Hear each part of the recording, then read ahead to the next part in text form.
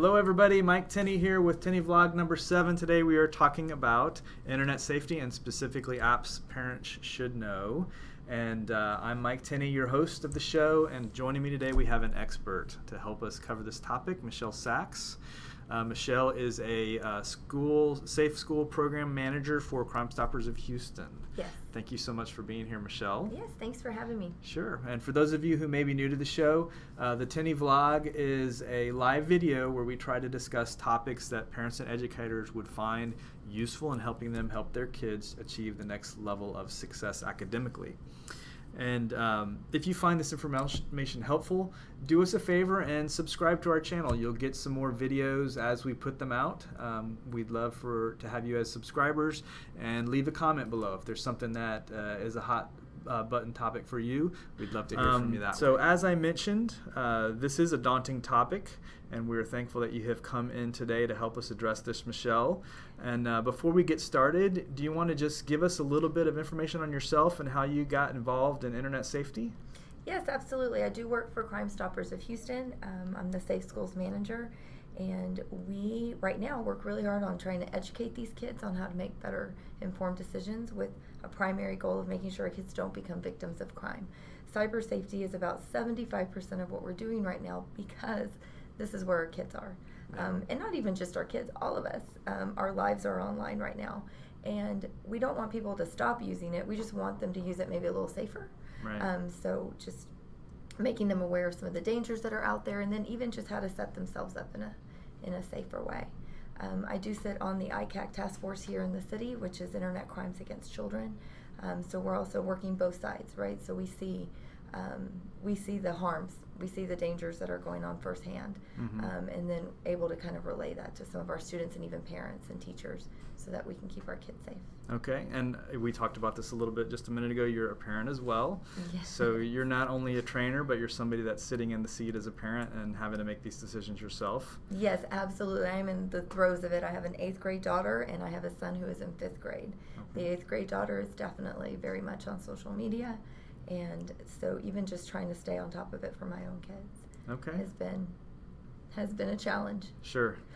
All right, well, let's jump right into this. So you're going to set us up with apps every parent should know. I think there's kind of some background stuff we're going to talk about first. Yes. So when it comes to apps, I think one of the main questions that I always get asked by parents and even some students is, which apps are dangerous, which ones are safe? And I will say that it's not so much the apps themselves that are dangerous, it's that we choose to use them unsafely sometimes. Right. And but I always like to start off the discussion and talk about age. Like, what age should our kids start using this? Because I get asked that quite a bit. When are kids mature for it, and when are they not? So legally, typically they say the age is 13. And the reason for that is COPA laws, which stands for Children's Online Privacy Protection Act. And this is through the Federal Trade Commission. And this is basically what states that we can't advertise, right, to our kids. Okay. So typically, if you ever see that age, that's what the age is there for. Now, that's kind of on a legal basis. Now, on a psychological basis, our kids aren't 100% equipped to be able to deal with some of the drama, some of the things that happen on these apps. So we think it's fun, and they use it because they think it's fun. But sometimes they're not really sure how to deal with the things that they're seeing, and if our kids aren't speaking up about it, then they're not processing that well. And I think that even in the past couple months, we've seen such an influx on kind of the adverse effects, right, of not being able to emotionally deal with some of the effects of like the downsides of cyberbullying and things like that. Okay. So the COPA laws kind of come in and say 13 is the minimum age for a lot of these apps that we're going to talk about today. Now, we were talking before that a lot of times people will lie. Yes. And so there could be kids that are well younger than 13 that have these apps and are using them. Yes.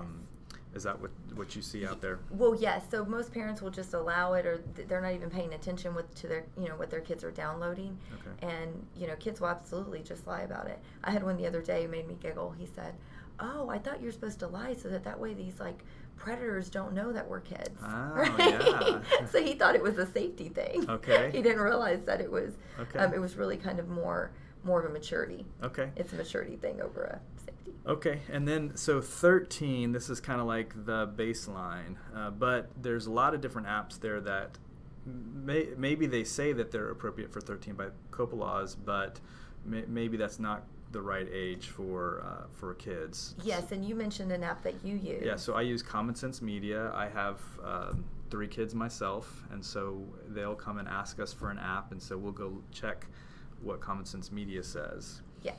And so they don't say it at just 13. They could say, well, this is appropriate for 15-year-olds or 17-year-olds, and so it just gives you that other source of information that says, is this age appropriate for my child and where they're at right now?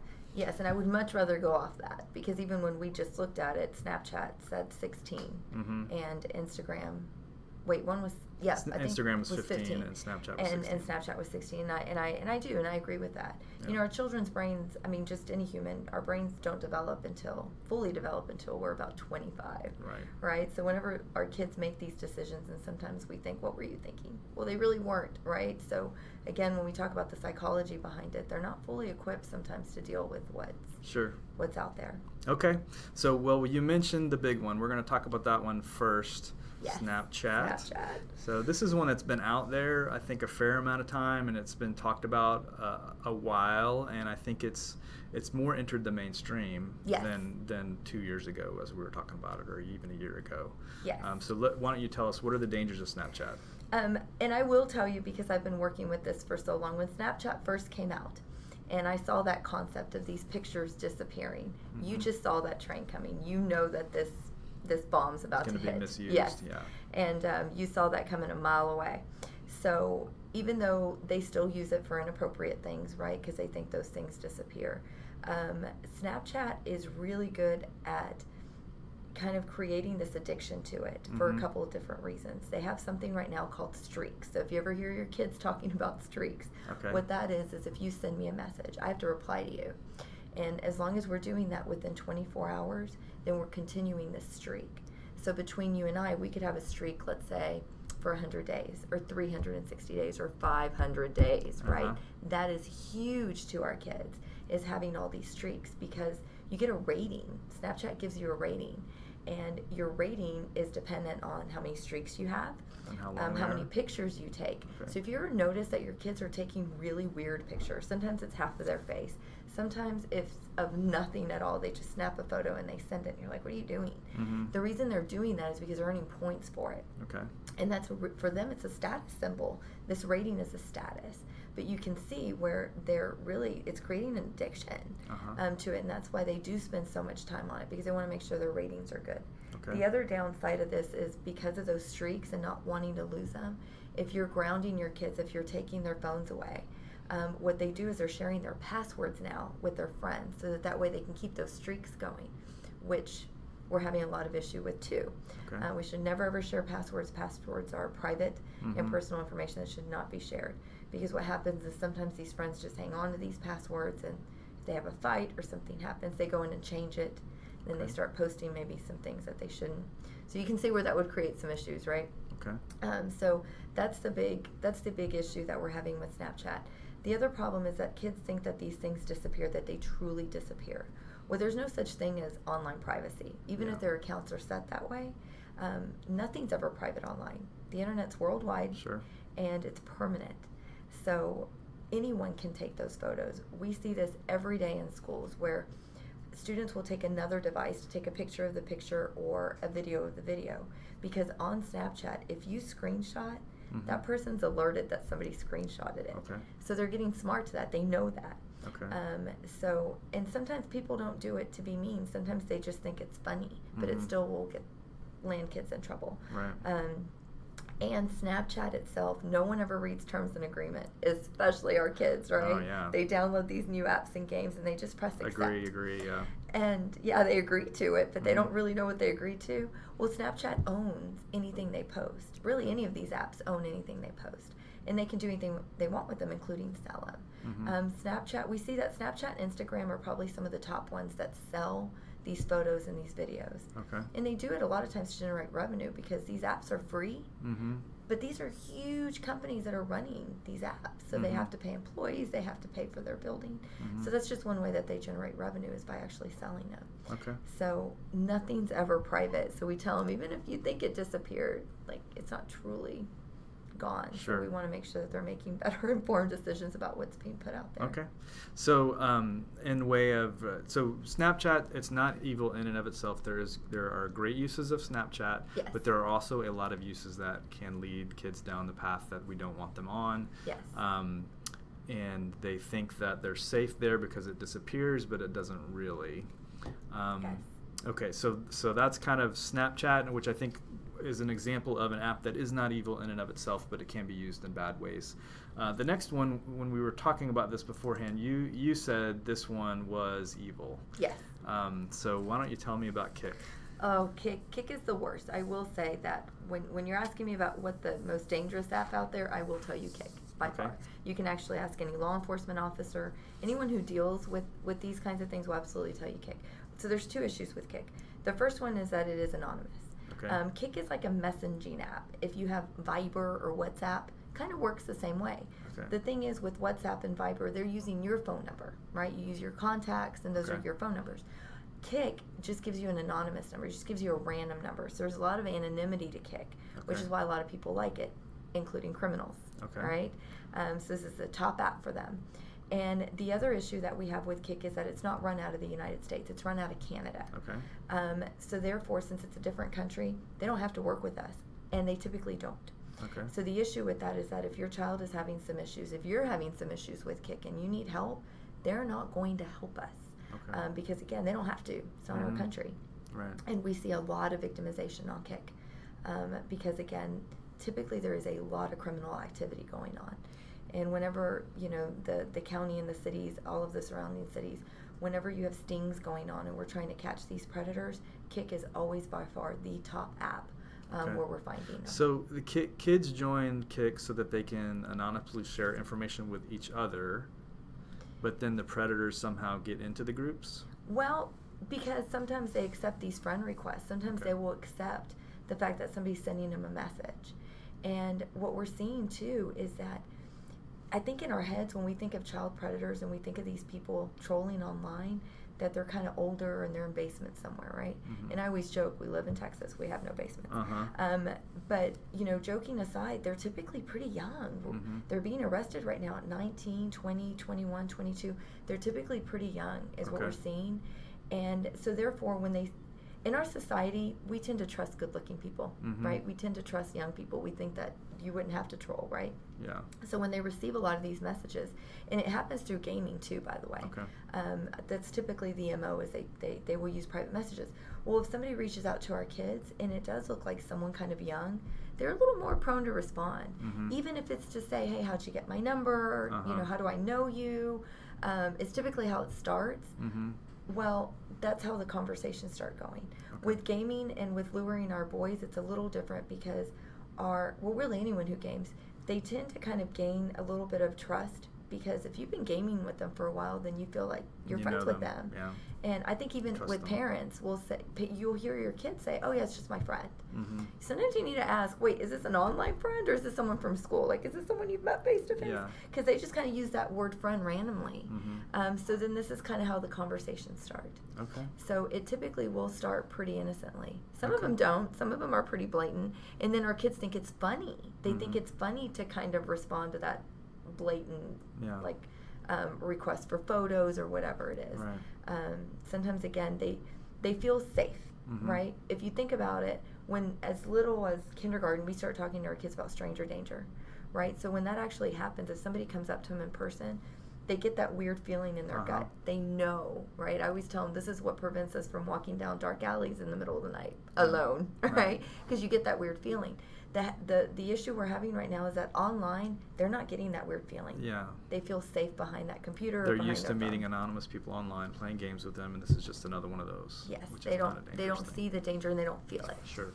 Okay, so we talked about a couple, Kik and Snapchat. Now we're going to get into some hidden apps that are out there. So I've got an icon up here for one in specific specifically, but why don't you tell us a little bit more about what's out there for hidden apps? Yes. So what we wanted to talk about with hidden apps is that our kids will hide quite a bit of things, right?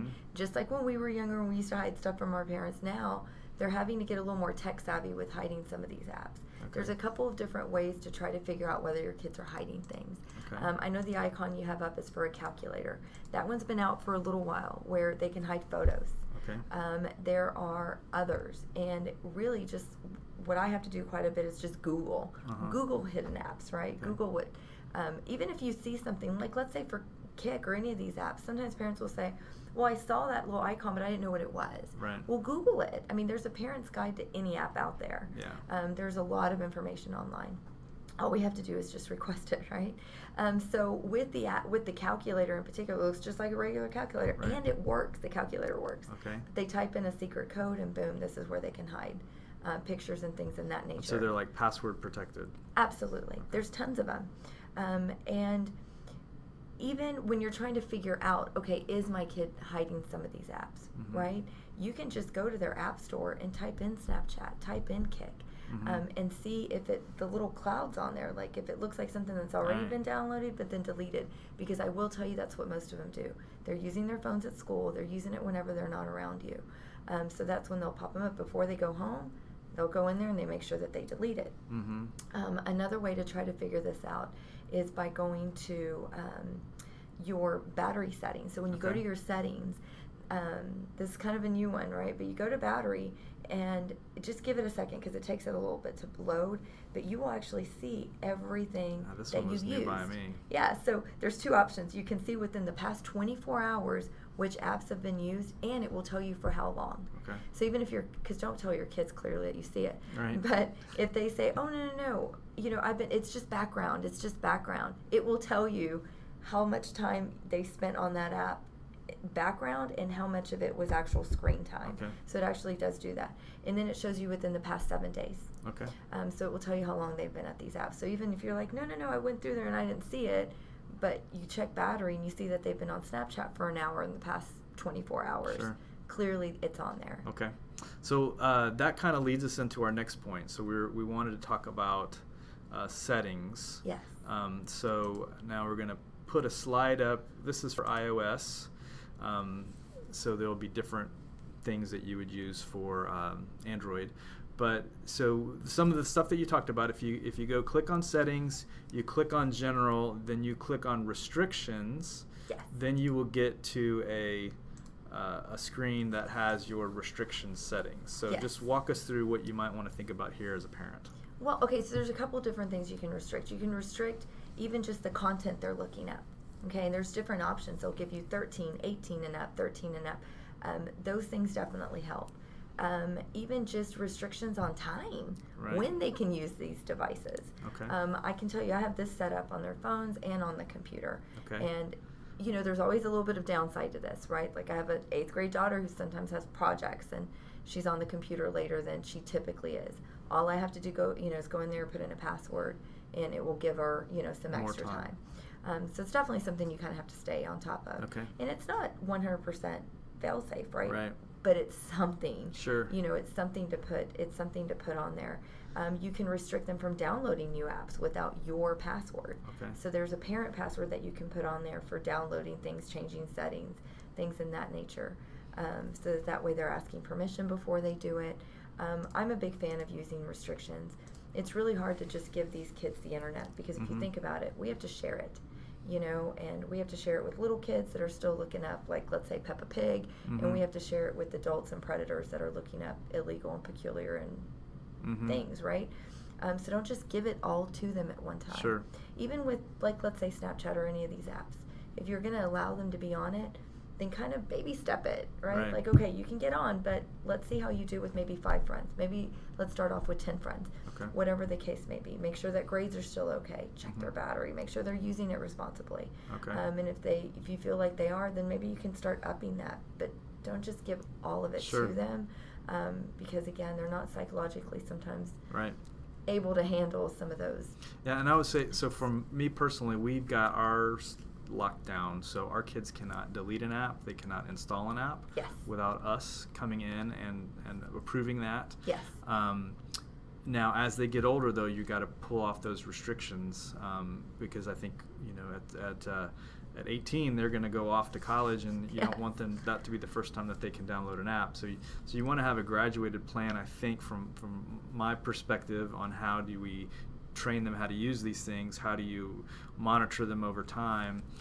There's things in the restriction setting about age appropriateness, so you can set the age appropriateness for movies and for websites and all sorts of stuff, songs. Even just looking things up. Do those work? Yes. So if you've set 13 and under, then and they try to go to 17, they won't be able to go to a website? Correct. Even what they look, even what they're Googling, right? Okay. That works as well.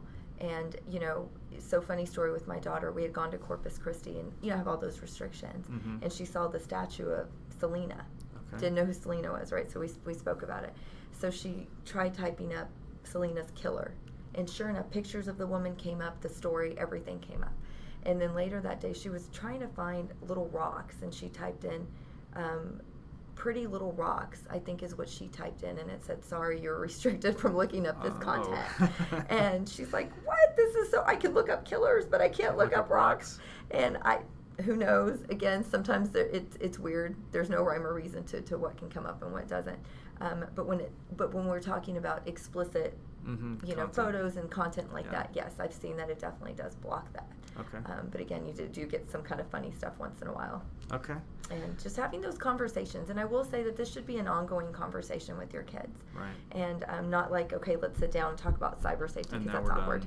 Yeah. It should be ongoing, and I feel the best way that I've been able to do it with my children is in the car, right? Because they're kind of a captive audience. They can't escape. Mm-hmm. And it's not so awkward, right? Because they're not staring at you. You're typically looking forward.